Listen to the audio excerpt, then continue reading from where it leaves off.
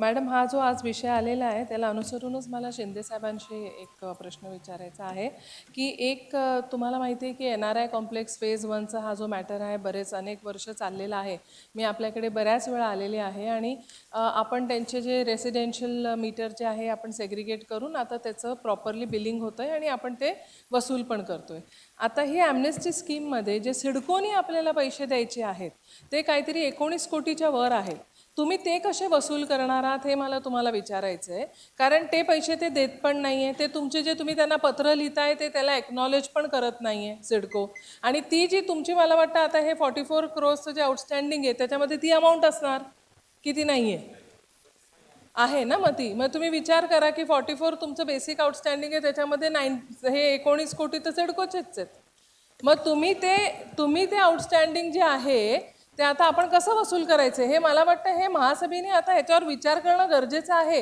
कारण सिडको आपल्या पत्र व्यवहाराला कुठल्याही उत्तर देत नाही. सिडको कुठल्याही मीटिंगला, आता लोक अदालतमध्ये पण ही केस गेलेली, सिडकोची माणसं तिथे कधीच आली नाही रेप्रेझेंटेशन करायला.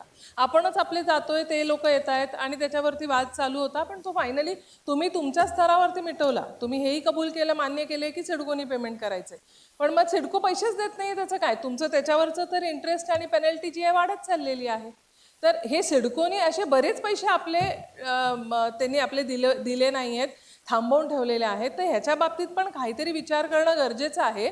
मग ही ॲम्नेस्टी स्कीम त्यांनाही लागू करणार आहात का? तिथं गव्हर्नमेंट बॉडी आहे, त्यांच्याबरोबर आपलं रिलेशनशिप या मॅटरमध्ये कसं असणार आहे आणि तुम्ही किती पैसे त्यांच्याकडून घ्याल? मग ते आत्ताच जर का हे आता प्रस्ताव पास झाल्यावर तुम्ही त्याच्यामध्ये हे पण एक मॅटर सॉर्ट आउट केलं. कारण सर मी हे का तुम्हाला सांगते, बिकॉज तुम्ही मार्चमध्ये NRIचं वॉटर सप्लाय बंद केला, जे खूप चुकीचं होतं.